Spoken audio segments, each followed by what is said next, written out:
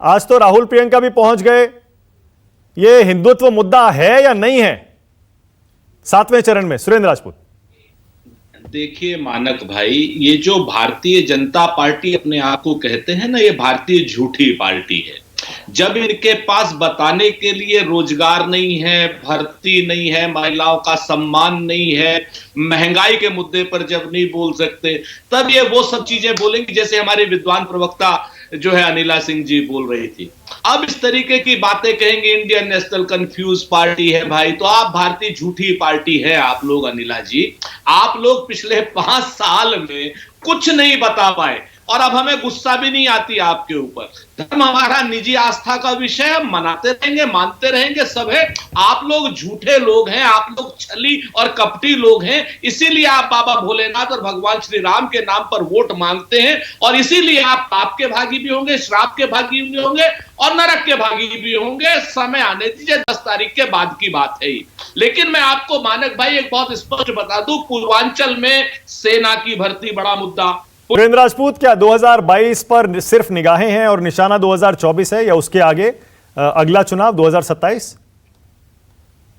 मानक भाई देखिए, चुनाव जनता लड़ रही है भारतीय जनता पार्टी के खिलाफ और श्रीमती प्रियंका गांधी जी उस जनता के बीच में है, जनता के नेतृत्व में गांव-गांव जा रही है, पांव-पांव जा रही है, नगर-नगर जा रही है, डगर-डगर जा रही है। सारी सीटों पर अब चुनाव लड़के आपको परिणाम में सुखद रूप से आश्चर्यचकित करने वाले हैं। और अनिला जी की पार्टी को जरूर, बिल्कुल सही कहा अनिला जी ने, ताली बजाने पर मजबूत करेंगे और ये लोग ताली पीटने लायक ही रह जाएंगे।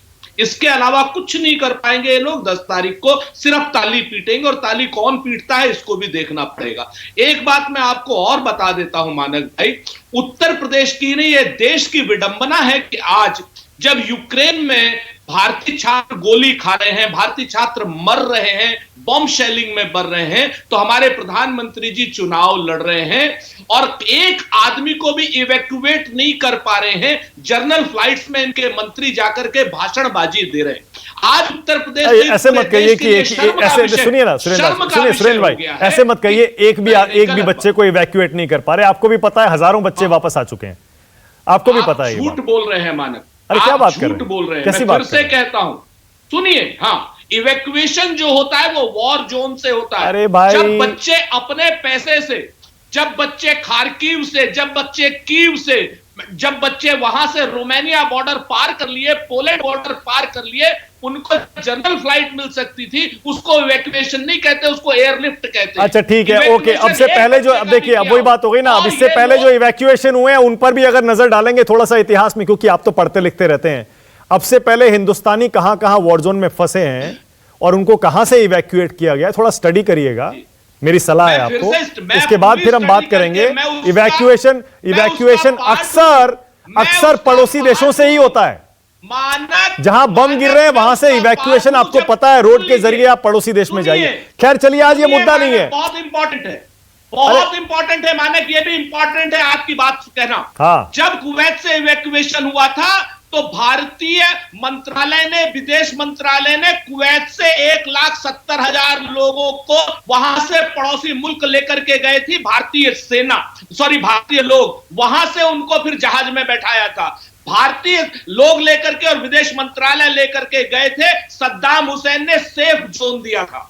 आप इस चीज को देखिए, इस बार भी सेफ जोन दिया जा रहा है। आप पता नहीं, मुझे नहीं पता आप क्या कहना चाह रहे हैं। अरे भाई, आप लोग बेवजह, मेरी समझ ही में नहीं आता है कि आप लोग क्यों। आइए ना, चलिए बात करिए मास्को में। नमस्कार, मैं हूं मानक गुप्ता। अगर आपको हमारा ये वीडियो पसंद आया हो तो इसे लाइक और शेयर जरूर करें और हां, हमें सब्सक्राइब और फॉलो करना ना भूलें ताकि आप देश और दुनिया की कोई खबर मिस ना करें। तो जुड़े रहिए हमारे साथ और देखते रहिए News 24।